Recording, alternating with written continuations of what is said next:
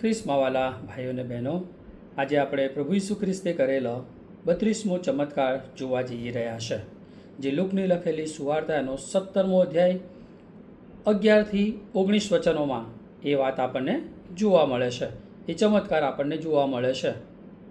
જો ધ્યાનથી એ વચનોનો અભ્યાસ કરીએ તો એનો મુખ્ય વિષય છે વિશ્વાસથી મળેલી કૃપા માટે કૃતજ્ઞતા વ્યક્ત કરનાર, એટલે આભારી વલણ વ્યક્ત કરનાર એ જ સાચી રીતે ઈશ્વરના આશીર્વાદનો અનુભવ કરે છે. અથવા ઈશ્વરની કૃપા બધાને મળે છે, પરંતુ આભાર માનનાર થોડા જ લોકો છે. એ મુખ્ય વિષય પર આજે આપણે આ ચમત્કારનો અભ્યાસ કરવા માંગીએ છીએ. મિત્રો, આ ચમત્કારમાંથી આપણે ત્રણેક બાબતો જોવા માંગીએ છીએ. જો 11થી 13 કલમ તમે જુઓ તો ત્યાં આ ટ્રેજિક કોંગ્રીગેશન, દુઃખિત લોકો છે, એ 10 રક્તપિત્તના લોકો છે, એની વાત આપણે કરવા જઈએ છીએ કે પ્રભુ ઈસુ ખ્રિસ્ત 10 રક્તપિતિયાને એ શુદ્ધ કરે છે. એ વાત આપણને લૂક 17:11-19 જોવા મળે છે, અને 11થી 13 કલમમાં એ દુઃખી લોકો તરીકે આપણે એમને જોઈએ છે. 14મી કલમમાં એ ટ્રીમેન્ડસ કમ્પેઝન, પ્રભુ ઈસુ ખ્રિસ્તની જે અદ્ભુત કરુણા છે, દયા છે, એની વાત આપણને જોવા મળે છે. અને 15થી 19 કલમમાં થેન્કફુલ કન્વર્ટ, એનો મતલબ કે એ જે સાજાપણું પ્રાપ્ત કરે છે એનું આભારી વલણ અથવા બદલાણની વાત આપણને ત્યાં જોવા મળે છે. અને આ ત્રણ બાબતો આપણે મુદ્દાસર અને ડિટેલમાં જોવા માંગીએ છીએ. તો મિત્રો, પહેલા મુદ્દા તરફ ફરીએ કે ટ્રેજિક કોંગ્રીગેશન 11થી 13 વચનોમાં આપણે દુઃખી લોકોને જોઈએ છે. 10 એવા વ્યક્તિઓ છે કે જેઓને રક્તપિત્તનો રોગ થયેલો છે. જો તમે 11થી 12 કલમ વાંચો તો ધેર કન્ડિશન, તે લોકોની જે પરિસ્થિતિ હતી રક્તપિત્તવાળાની, એનું વર્ણન આપણને ત્યાં જોવા મળે છે. મિત્રો, જો જૂના કરાર તરફ ફરીએ તો રક્તપિત્તની વાત આપણને ત્યાં જોવા મળે છે, ને એ લોકો કઈ રીતે તકલીફોનો, દુઃખોનો સામનો કરી રહ્યા હતા એની વાત આપણને જોવા મળે છે. તો આ રક્તપિત્ત, લેપ્રોસી, માત્ર ચામડીનો રોગ જ નહોતો, પરંતુ ધીમે ધીમે કે છે આખા શરીરમાં અસર કરે એવા પ્રકારનો ગંભીર રોગ હતો. શરીરના અંગો જાણે કે સૂન થઈ જતા, ઘા થતા અને શરીર એકદમ વિકૃત એ બની જતું હતું.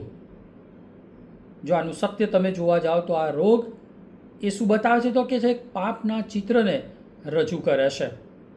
જેમ રક્તપિત્તનો જે રોગ હોય એ શરીરને નાશ કરે છે, તેમજ પાપ એ મનુષ્યના આધ્યાત્મિક જીવનને નાશ કરે છે, અથવા એ જીવનને એ નાશ તરફ લઈ જાય છે. એટલા માટે આપણને જે શીખવા મળે છે કે દરેક મનુષ્યને પોતાના પાપના રોગની ઓળખ અથવા જાણ કરવાની જરૂર છે, અથવા એ જાણ પામે બહુ જરૂરનું છે. જ્યાં સુધી માણસ પોતાની જે આધ્યાત્મિક બીમારી છે એનો સ્વીકાર કરતો નથી, ત્યાં સુધી પ્રભુ ઈસુ પાસે ઉપચાર માટે તે આવતો નથી. જ્યાં સુધી પોતાની પાપી અવસ્થાનું વ્યક્તિને ભાન ન થાય ત્યાં સુધી ક્યારેય એ પ્રભુની પાસે આવતો નથી. એટલે પહેલી વસ્તુ કે તેઓ ગંભીર અને અસાધ્ય રોગથી પીડાતા હતા. પહેલી વસ્તુ એમની પરિસ્થિતિ, કન્ડિશન. બીજું કે તેઓ સમાજથી અલગ પાડવામાં આવેલા હતા. જો તમે મૂસાના નિયમની વાત જુઓ, લેવીયાના પુસ્તકનો તમે અભ્યાસ કરો તો ત્યાં રક્તપિત્તવાળાઓને કે છે ગામની બહાર રહેવું પડતું હતું. પોતાના પરિવાર, મિત્રો અને સમાજથી દૂર રહેવું એ તમે વિચારી શકો છો.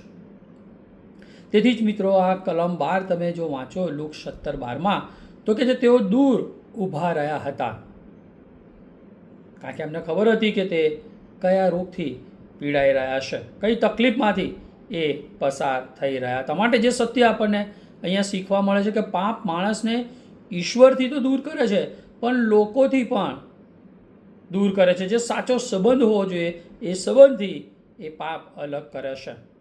માટે જે લાગુ કરવાનું છે કે પાપ હંમેશા એ એકલતા લાવે છે, પરંતુ પ્રભુ ઈસુ ખ્રિસ્ત માણસને ફરીથી ઈશ્વર અને લોકો સાથે જોડે છે. એ વાત પણ આપણે ધ્યાનમાં રાખવાની જરૂર છે. ત્રીજી એમની કન્ડિશન જોઈએ તો કે તેઓ સંપૂર્ણપણે એ નિરાધાર હતા. તે સમયની દવા તેમને સાજા કરવા માટે કે છે અસમર્થ હતી. તેમની પાસે કોઈ હવે માનવીય આશા પણ નહોતી. માટે જે સત્ય શીખવા મળે છે કે મનુષ્ય પોતાના પ્રયત્નથી પાપમાંથી છુટકારો કદી મેળવી શકતો નથી. માટે જ્યારે આપણે પોતાની અસમર્થતા સ્વીકારીએ છીએ ત્યારે જ ઈશ્વરની કૃપા માટે આપણું હૃદય એ ખુલ્લું થાય છે. ચોથી વસ્તુ પરિસ્થિતિ જોઈએ તો તેઓ નમ્રતાથી એ દયા માગી રહ્યા હતા. તેઓ પોતાના અધિકારથી દાવો કર્યો નહીં પ્રભુ ઈસુ ખ્રિસ્ત માટે કે અમને સાજા કરો, પણ માત્ર નમ્ર વિનંતી કરે છે અને કહે છે ઈસુ ગુરુજી અમારા પર દયા કરો. મિત્રો, પાપી વ્યક્તિ દાવો કરી શકે નહીં, પણ નમ્ર વિનંતી કરી શકે. જ્યાં આપણને અહીંયા એ વસ્તુ જોવા મળે છે, જે મારા અને તમારા જીવનમાં પણ હોય એ બહુ અગત્યનું છે. તેઓ જાણતા હતા કે તેઓ માટે એકમાત્ર આશા કોઈ હોય તો એ પ્રભુ ઈસુ ખ્રિસ્ત છે કે જે એમને સાજા કરી શકે છે. એટલે સત્ય છે કે ઈશ્વર અભિમાનીને નહીં પણ નમ્ર અને પસ્તાવો કરનાર પર કૃપા રાખે છે. માટે મારે ને તમારે પણ નમ્ર બનવાની જરૂર છે. ઈશ્વર સાથે જો પાપને લીધે સંબંધ તૂટી ગયો છે તો ફરી એને સીધું કરી લેવાની જરૂર છે. અને માટે આપણે પ્રાર્થનામાં આપણી બડાઈઓ મારવાની કે આપણે સારા છીએ એમ નહીં, પણ ઈશ્વરની દયા પર પૂરો આધાર રાખવાની જરૂર છે. અને પાંચમી વસ્તુ એમની પરિસ્થિતિ જોઈએ તો તેઓ વિશ્વાસ સાથે પ્રભુ ઈસુ ખ્રિસ્તને પોકારી રહ્યા છે. તેઓએ પ્રભુ ઈસુ ખ્રિસ્તને કહ્યું કે સ્વામી કહીને સંબોધ્યા અને વિશ્વાસ રાખ્યો કે તે તેમને મદદ કરી શકે છે. સત્ય શીખવા મળે છે કે વિશ્વાસ ઈશ્વરની કૃપાને દ્વારા એ દ્વાર ખુલે છે.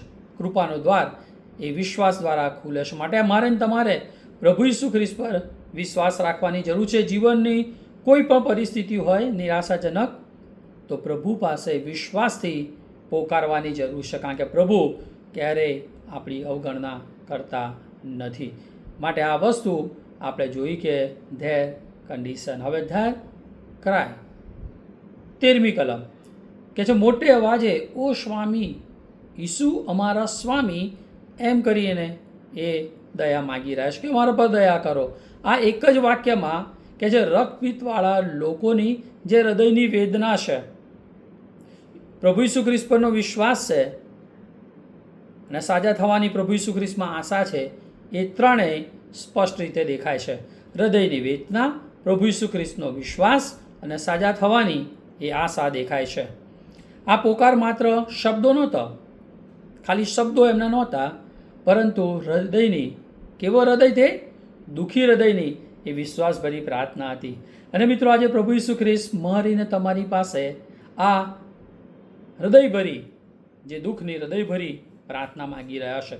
આપણે સાચા હૃદયથી પ્રભુ ઈસુ ખ્રિસ્ત પાસે આવવાની અને પ્રાર્થના કરવાની જરૂર છે. પહેલું જોઈએ તો કેમ ક્રાય? તો તેઓ મોટા અવાજે પોકાર કર્યો. પહેલી વસ્તુ, રક્તપિત્તના કારણે તેઓ દૂર રહેવાને મજબૂર હતા. એ આપણે 12મી કલમમાં જોઈએ છે. અને તેથી દૂર હોવાને લીધે નજીક હોત તો શાંતિથી કીધું હોત, ધીમેથી કીધું હોત કે સ્વામી અમને સાજા કરો, અમારી પર દયા કરો. પણ એ મોટા અવાજે કહે છે. કેમ? કારણ કે દૂર છે, રક્તપિત્તવાળા છે, માટે લોકો મધ્યે એ આવી શકે નહીં.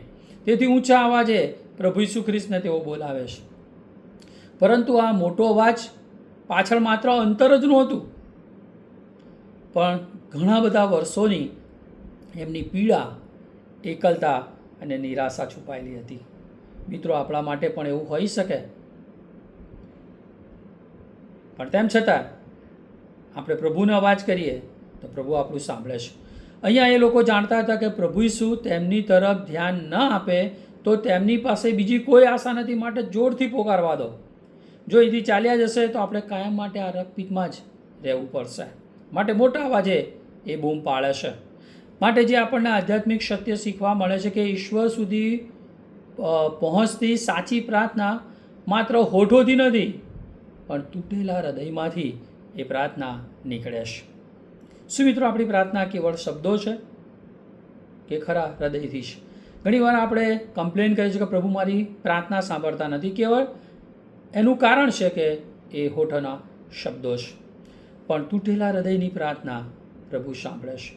પ્રભુ આપણા હૃદયને જુએ છે. માટે જે લાગુકરણ કરવા જેવી વાત છે કે આપણી પ્રાર્થના માત્ર ઔપચારિક હોવી ન જોઈએ, પરંતુ હૃદયની ઊંડી તરસ અને વિશ્વાસથી ભરેલી હોવી જોઈએ. જ્યારે જીવનમાં કોઈ રસ્તો ન દેખાય ત્યારે પ્રભુ ઈસુને પૂરા હૃદયથી પુકારવા. મિત્રો, આપણી સામે કોઈ ના હોય, આપણને પીઠબળ આપના પાછળ કોઈ ના હોય, આપણી ડાબી કે જમણી ચારે બાજુ કોઈ ના હોય, ત્યારે આપણે ઉપર એટલે પ્રભુને પ્રાર્થના કરવાની જરૂર છે, કારણ કે એ આપણી પ્રાર્થના સાંભળીને એનો પ્રત્યુત્તર આપે છે.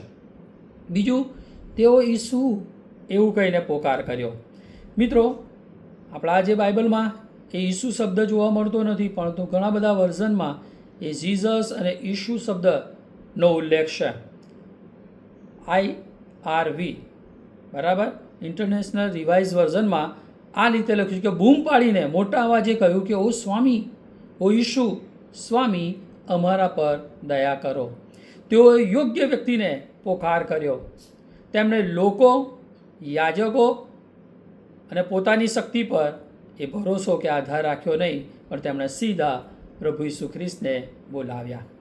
મિત્રો, આ સત્ય શીખવા મળે છે કે ઉદ્ધાર અથવા મુક્તિ, આશા અને ઉપચારનો એટલે કે સાજાપણાનો કોઈ પણ પરિસ્થિતિમાંથી બહાર આવવાનો સાચો સ્ત્રોત એ માત્ર પ્રભુ ઈસુ ખ્રિસ્ત છે. એ અહીંયા આપણને શીખવા મળે છે અને લાગુ કરવા મળે છે કે મુશ્કેલી આવે ત્યારે સૌ પ્રથમ પ્રભુ ઈસુ ખ્રિસ્ત તરફ વળો. કોઈ વ્યક્તિ, વસ્તુ, સ્થળ, નાણાં કે આપણી હોશિયારી એની તરફ નહીં, પણ પ્રભુ ઈસુ ખ્રિસ્ત તરફ વળો. માનવીય સહાય થોડેક અંશે એ ઉપયોગી નીવડે, પરંતુ અંતિમ આશા અથવા સહાય હંમેશા પ્રભુ ઈસુ ખ્રિસ્ત તરફથી જ આપણને મળે છે. એ યાદ રાખવાની જરૂર છે. ત્રીજી વસ્તુ, તેઓએ સ્વામી કહીને સંબોધ્યા. સ્વામી એટલે માસ્ટર શબ્દ અહીંયા દર્શાવે છે કે તેઓ પ્રભુ ઈસુ ખ્રિસ્તનો જે અધિકાર છે, આધિપત્ય છે, એમનું જે સામર્થ્ય છે, એમની જે સત્તા છે, એને સ્વીકારે છે. અને આ માત્ર સન્માનનો શબ્દ નહોતો, પણ એ વિશ્વાસથી કબૂલાત હતી, જે મારે ને તમારે પણ કરવાની જરૂર છે. મિત્રો, સાચો વિશ્વાસ પ્રભુ ઈસુને જીવનના દરેક ક્ષેત્રમાં એ સ્વામી તરીકે સ્વીકાર કરે છે. મિત્રો, તમારા માટે એ શું છે? શું પ્રભુ ઈસુ ખ્રિસ્ત આપણા માટે એક મદદ કરનાર અથવા પરિસ્થિતિમાંથી બહાર કાઢનાર અથવા કોઈકમાં આપણને આપણી જરૂરિયાતો પૂરી પાડનાર છે, કે જીવનના સાચા અર્થમાં આપણા સાચા માલિક પ્રભુ છે, ઈશ્વર છે? આપણી જાતને પ્રશ્ન કરીએ.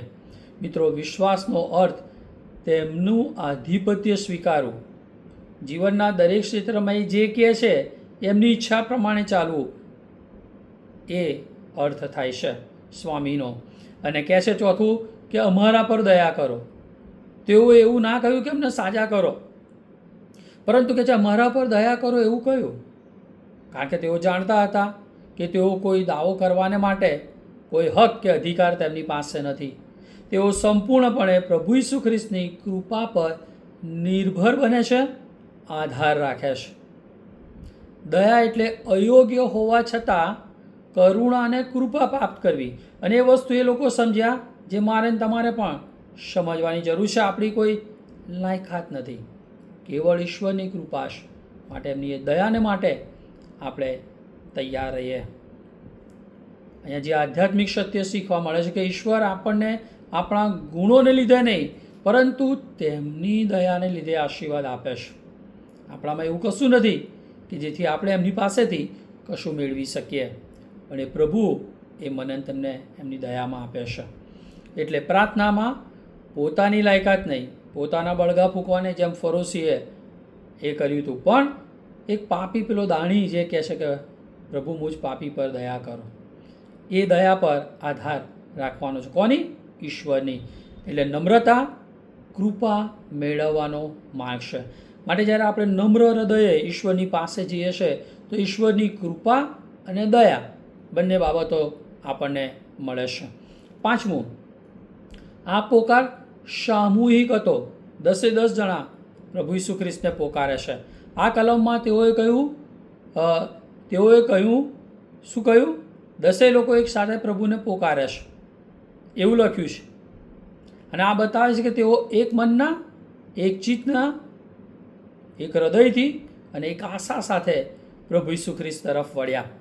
મિત્રો, મારે ને તમારે કુટુંબ તરીકે, વિશ્વાસીઓ તરીકે, મંડળી તરીકે અને સમાજ તરીકે એકતામાં આવવાની જરૂર છે કે જેથી પ્રાર્થનામાં આપણે સાથે મળીને વિનંતી કરી શકીએ અને પ્રભુ આપણી પ્રાર્થનાનો ઉત્તર આપે. માટે આ પ્રકારની આદત આપણામાં વિકસાવવાની જરૂર છે કે સામૂહિક રીતે આપણે પ્રાર્થના કરીએ. અને સંયુક્ત પ્રાર્થના એકબીજાના વિશ્વાસને પણ મજબૂત કરે છે, એટલે એ પણ આપણને લાભ થાય છે. માટે આપણને જે અહીંયા બોધપાઠ મળે છે કે સાચી પ્રાર્થના તૂટેલા હૃદયમાંથી નીકળે છે.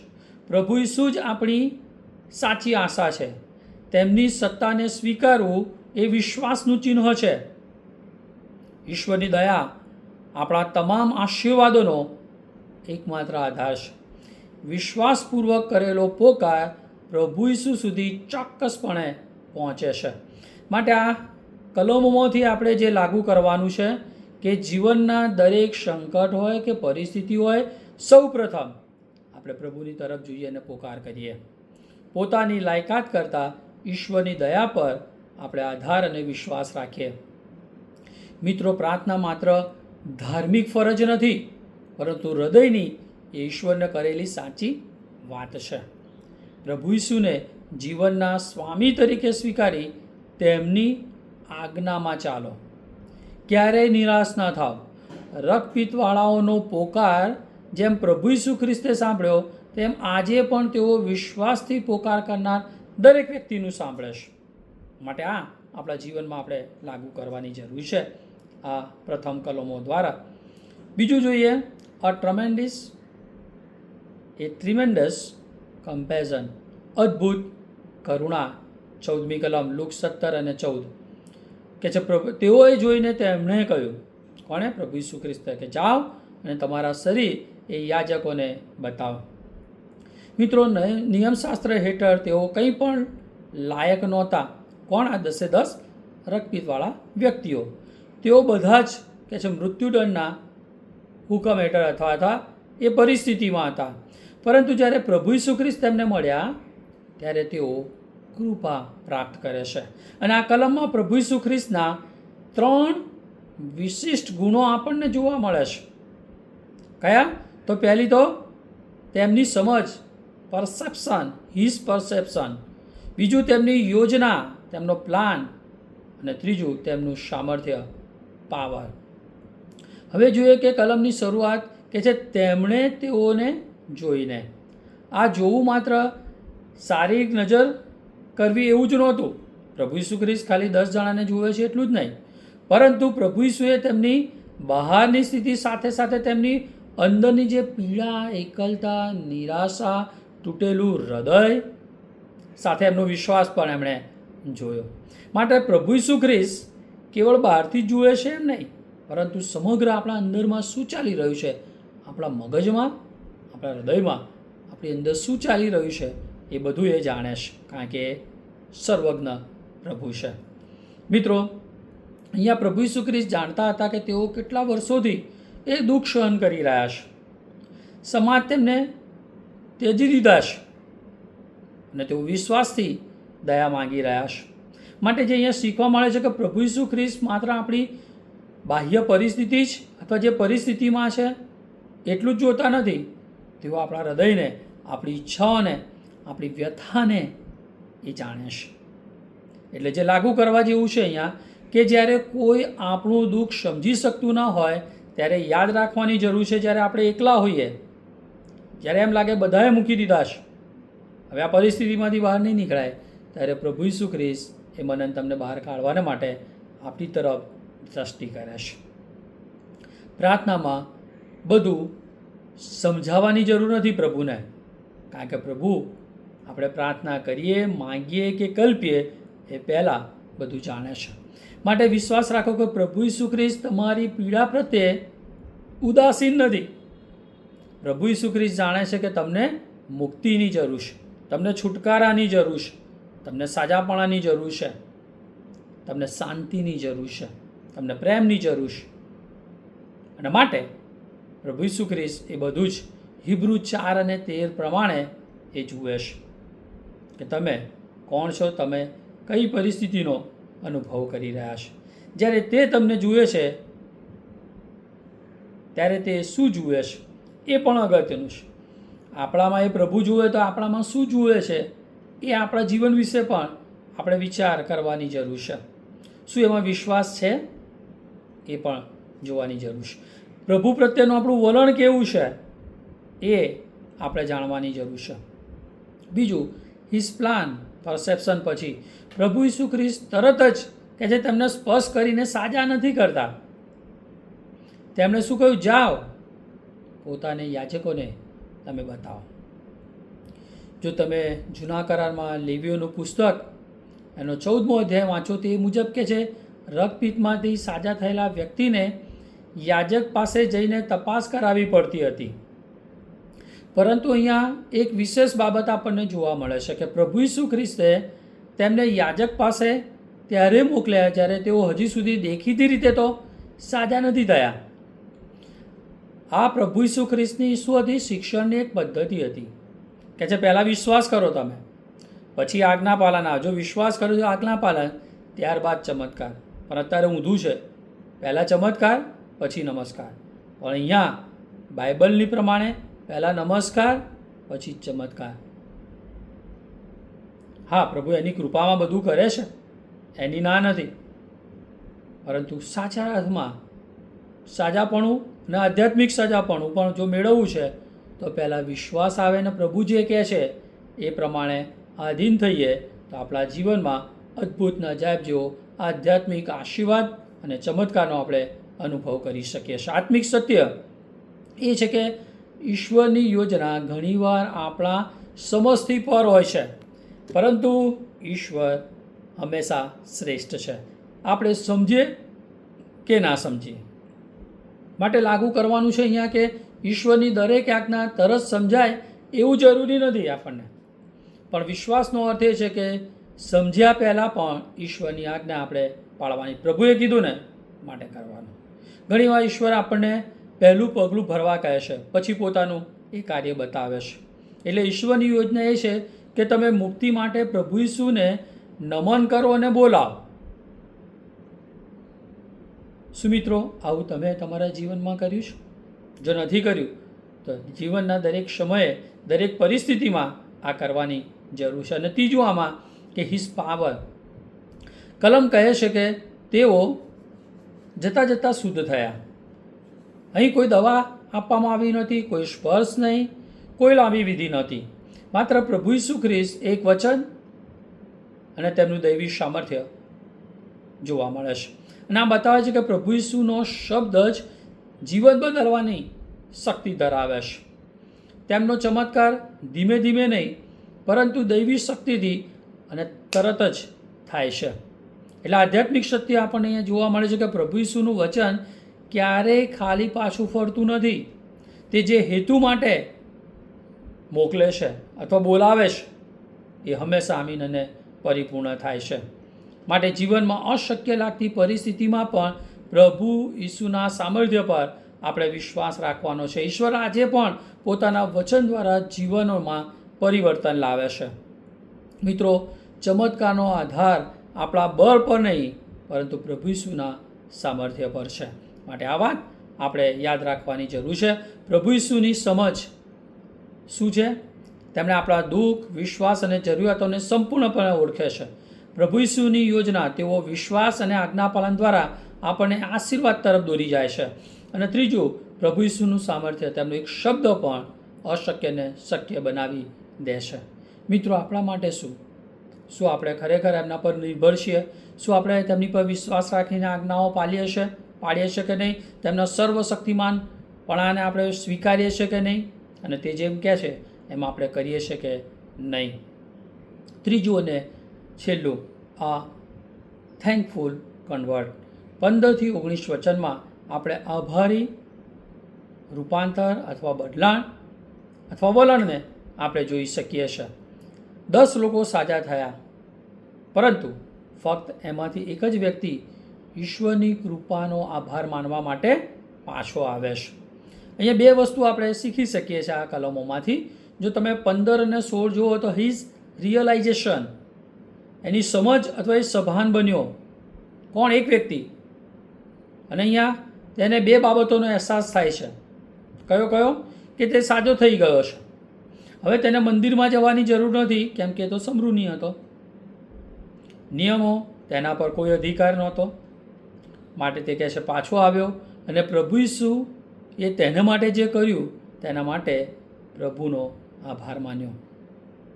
તે 9 લોકો નિયમોનું સન્માન કરવા માટે બહાર હતા, પરંતુ આ શમરૂની વિદેશી જાણે કહેવાય એ માણસ ઈશ્વરની કૃપા મળી હતી એના માટે આભાર માનવાને માટે એ પાછો આવે છે, જે પેલા 9માં એ જોવા મળતું નથી. આ કલમમાં શમરૂની વ્યક્તિના જીવનમાં થયેલું સૌથી મોટું પરિવર્તન જોવા મળે છે, કે જે શારીરિક જ નહોતું માત્ર, પરંતુ એ આધ્યાત્મિક હતું. એની સમજ, એની સભાનતા એનામાં આવી, જે મિત્રો મારા તમારામાં પણ આવે એ બહુ જ જરૂરનું છે ખ્રિસ્તી વ્યક્તિ તરીકે. એટલે અહીંયા જે આપણને શીખવા મળે છે કે તેને સમજાયું. શું સમજાયું? કે ખરેખર તે સાજો થયો છે. પહેલી વસ્તુ હિઝ રિયલાઇઝેશન. તેને શાની સમજ થઈ? સમજાયું તે ખરેખર સાજો થયો. પોતે સાજો થયો છે એમ જોઈને તે પોતાની નવી સ્થિતિને ઓળખી ગયો. પહેલાં તે રોગી હતો અને હવે તે શુદ્ધ થયો છે. એટલે ઈશ્વરની કૃપાનો અનુભવ કર્યા પછી તે કૃપાની ઓળખવી આપણા માટે બહુ જરૂરનું છે. ઘણી વખત મિત્રો આપણે ઈશ્વરના આશીર્વાદો મેળવી લઈએ છીએ, પરંતુ તેમને ઓળખતા નથી.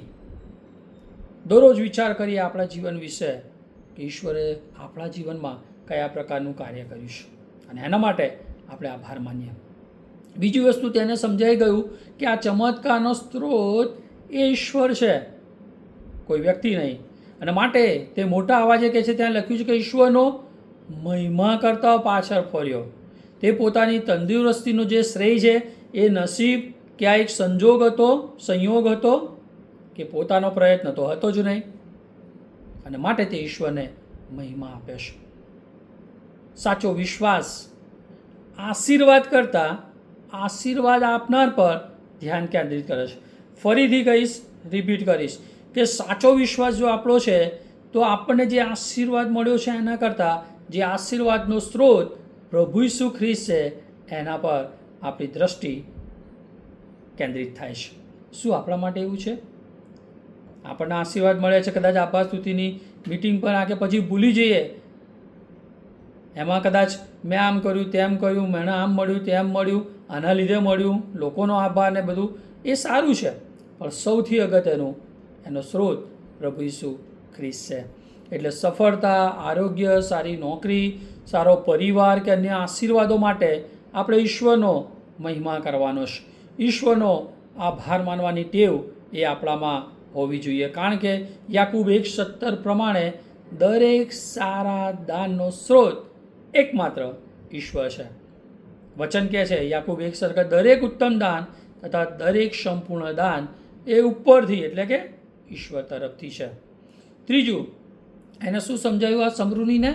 કે પ્રભુ ઈસુનો આભાર માનવો એ બહુ જરૂરનો છે. તે પાછો ફરીને પ્રભુ ઈસુ ખ્રિસ્તના કે છે પગે પડી ગયો અને તેમનો આભાર માન્યો. શું મિત્રો આપણે આવું કરીએ છીએ?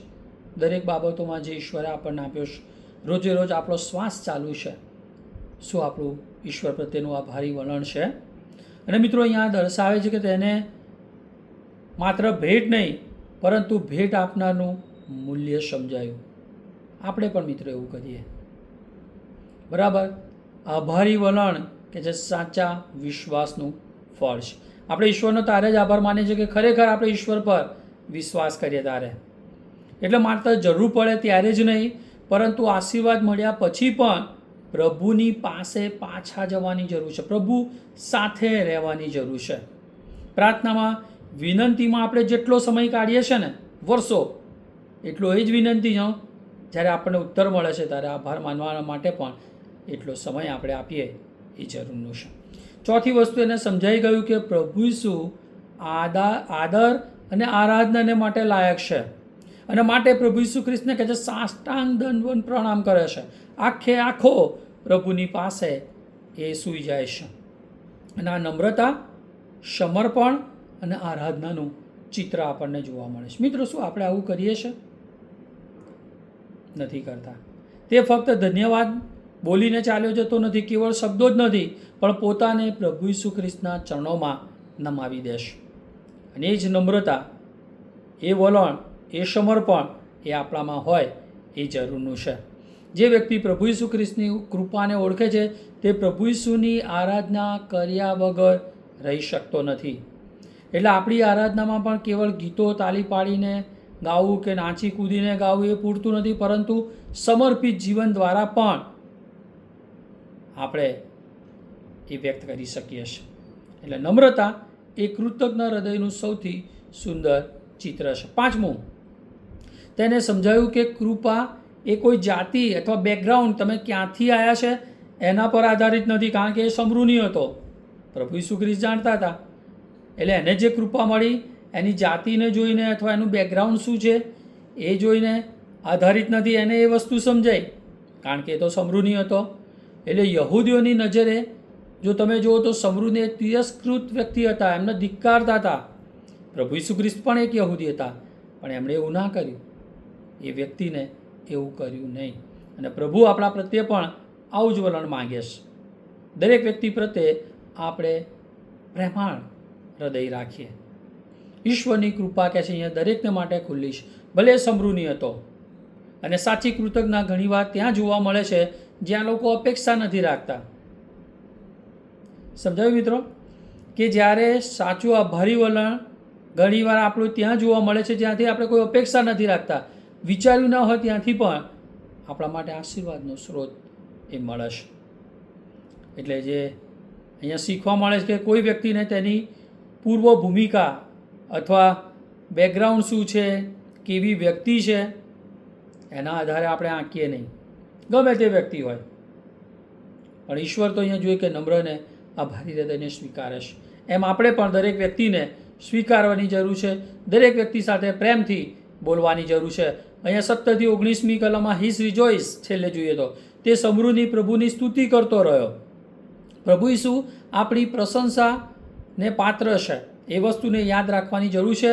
માટે પહેલી વસ્તુ અહીંયા જે જોવા મળે છે 17 થી 19 કલમ, તેનો આનંદ ઈશ્વરને મહિમા આપવાનો હતો, કારણ કે પ્રભુએ એને બનાવ્યો હતો.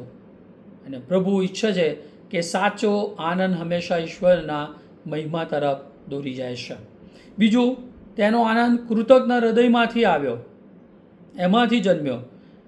એટલે આભારી હૃદય એ બહુ જરૂરનું છે. ત્રીજું, તેનો આનંદ એ પ્રભુ ઈસુ ખ્રિસ્તના સાથેના સંબંધમાં પૂર્ણ થયો, કે જે તારા વિશ્વાસે તને બચાવ્યો છે, હવે બચી ગયો. એનો સમગ્ર ઉદ્ધાર પણ અહીંયા જોવા મળે છે. એના આધ્યાત્મિક જીવન, દસેયને શારીરિક એમાં આરોગ્ય તો મળ્યું, પરંતુ સમૃદ્ધિ આ એક જ વ્યક્તિ 10માંથી કે છે એના આત્મિક ઉદ્ધારનો અનુભવ થયો. એટલે જો ખરેખર આપણે આભારી હૃદય કરીએ છીએ, ઈશ્વરનો આભાર માનીએ છીએ, તો ઈશ્વરના જીવન સંબંધમાં સતત જોડાયેલા રહે છે. ચોથું, તેનો આનંદ એ વિશ્વાસનું ફળ હતું. અને મિત્રો, પાંચમું, તેનો આનંદ એ બીજા માટે સાક્ષીનું કારણ બન્યો. મિત્રો, પ્રભુ ઈસુએ 9 લોકોની ગેરહાજરી અને આ એક વ્યક્તિની હાજરીની નોંધ લીધી, અને એનું સજાપણું એ બીજાને માટે પણ આશીર્વાદનું ચોક્કસ કારણ બન્યું હશે.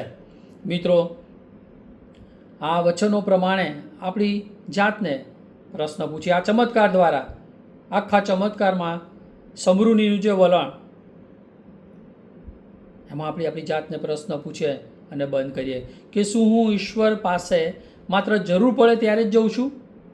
બીજું, છેલ્લા એક અઠવાડિયામાં મેં ઈશ્વરને કયા આશીર્વાદ માટે આભાર માન્યો? ત્રીજું, શું હું પ્રાર્થનામાં માંગણી કરું છું કે આભારી જે વલણ સાથે હું પ્રાર્થના કરું છું? ચોથું, ઈશ્વરે મારા જીવનમાં કરેલા ચમત્કારોને શું હું ભૂલી ગયો છું? 5, શું હું આજ્ઞા પાલન પહેલાં પુરાવા માગું છું કે વિશ્વાસથી આગળ વધું છું? 6, શું હું ઈશ્વરની કૃપાને સ્વાભાવિક માનીને જીવતો થયો છું કે ખરેખર ઈશ્વરનો આભાર માનું છું, ઈશ્વરની સ્તુતિ કરું છું? 7, શું મારી આરાધનામાં એ આભારી વલણ અથવા હૃદય દેખાય છે? 8, શું હું માત્ર આશીર્વાદ પાછળ જ દોડું છું કે આશીર્વાદ આપનાર પ્રભુ સાથેના જીવન સંબંધમાં જોડાયેલો છું? 9, શું હું બીજા લોકો સામે ઈશ્વરનો મહિમા જાહેર કરું છું, બીજાઓને સાક્ષી આપું છું જેમ સમૃદ્ધિએ કર્યું?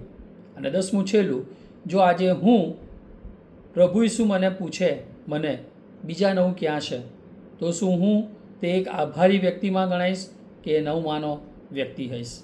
આપણા જીવન વિશે આપણે વિચાર કરીએ. મિત્રો, આ ચમત્કારનું જે મુખ્ય સત્ય આપણને શીખવા મળે છે કે ઈશ્વરની કૃપા એ ઘણા લોકોને મળે છે, પરંતુ જે વિશ્વાસ સાથે કૃતજ્ઞતા વ્યક્ત કરે છે, આભારી હૃદય ઈશ્વર માટે રાખે છે, તેઓ જ પ્રભુ સાથેનો ઊંડો સંબંધ અને આત્મિક ઉદ્ધારનો આનંદ અનુભવે છે. શું મિત્રો, આ અનુભવ તમે કર્યો છે?